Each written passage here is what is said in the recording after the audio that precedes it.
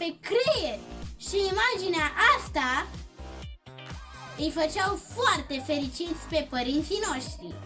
Așa suna internetul și așa arăta prima rețea de socializare. Sunt Raluca și azi ne vom întoarce în timp să-i cunoaștem pe strămoșii Facebook-ului. Dar înainte de toate, nu uitați să vă abonați la canalul meu.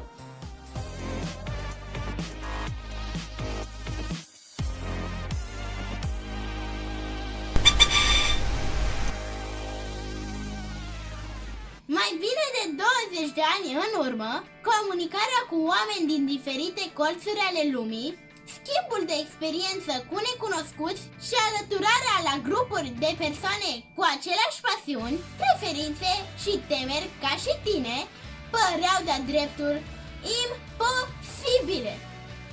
Asta până în 1995, când Khaled Mardam Bey, un programator britanic de origine siriană, a inventat ceva ce a stârnit o revoluție.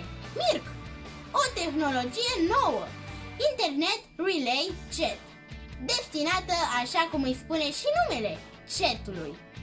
2-3 ani mai târziu, această primă rețea de socializare a ajuns și în România.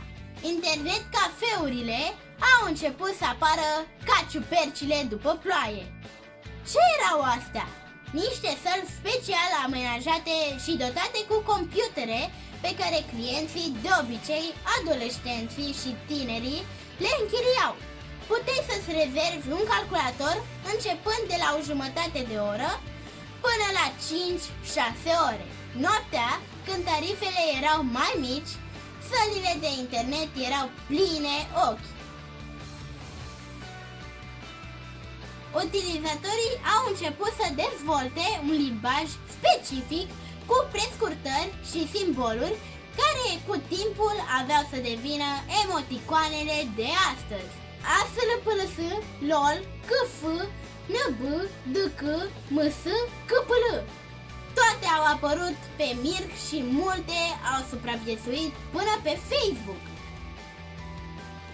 După ce făceau cunoștință prin celebra ASLPLS, cele două persoane, conectate prin firele nevăzute ale MIRC-ului, încercau să lege o conversație, să afle ce au în comun și încotro poate coti legătura lor virtuală. Cele mai multe mureau din fașă, dar nu erau puține nici idilele și prieteniile care se înfiriptau și treceau din spatele ecranelor în viața reală. Încet, încet, utilizatorii s-au grupat în funcție de interesele lor și de subiectele de discuție pe care doreau să le abordeze. Canalele de pe MIRC sunt, deci, precursoarele grupurilor de pe Facebook. Erau canale de muzică, unde puteai să soliciți celorlalți membri melodii pe care ți le-ai dori în playlist. Canale de filme de unde luai ultimele noutăți apărute la cinema, canale de sport și cel mai adesea canale cu nume de țări, orașe sau regiuni geografice. Ce succes a avut MIRC-ul? Unul uriaș! Gândiți-vă că la vremea aceea, când nu oricine avea un computer personal, peste 38 de milioane de oameni și-au instalat și au utilizat acest program de chat. Foarte interesant și greu de crezut, pentru generația noastră este modul în care oamenii se conectau la acea vreme pe net. Nu exista Wi-Fi, nu exista nici măcar internet prin cablu. Singura variantă de a te conecta la net de pe computerul personal era prin telefon.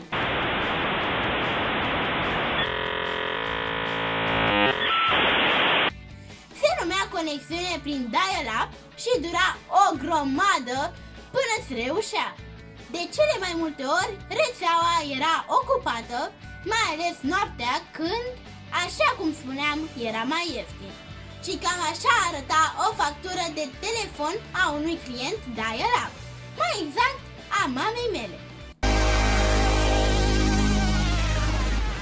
Și cum orice tehnologie are o perioadă de glorie, dar și una de declin, prin 2002-2003, supremația Mircului se apropie de sfârșit.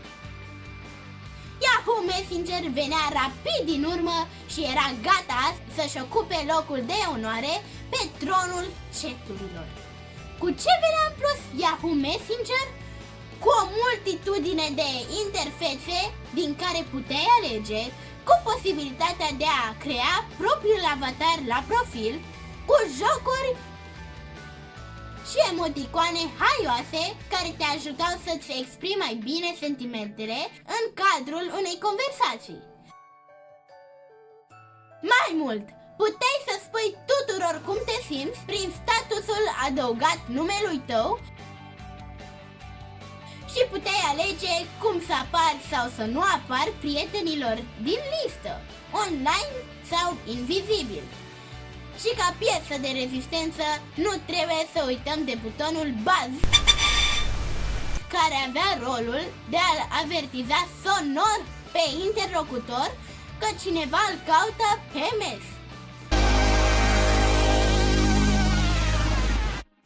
High Five a făcut ravagii, deși perioada sa de glorie a fost una destul de scurtă.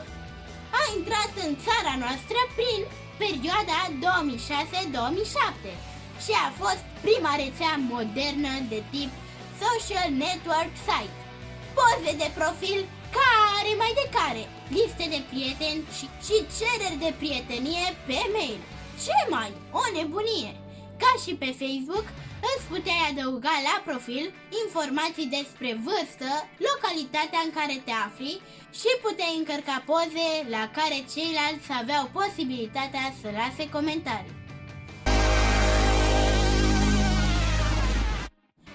Au urmat zeci de rețele de acest fel.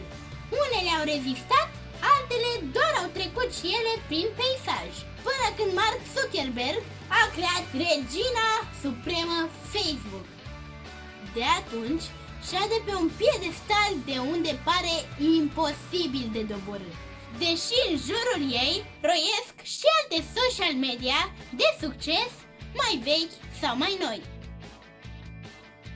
Cam atât pentru azi. Vă dați seama că nu am menționat chiar toți strămoșii Facebook-ului, că nu aș mai fi terminat acest episod. Dar vă încurajez să dați un search pe Google, că veți găsi lucruri interesante. Noi ne revedem săptămâna viitoare. Până atunci nu uitați de like și subscribe. Pa, pa!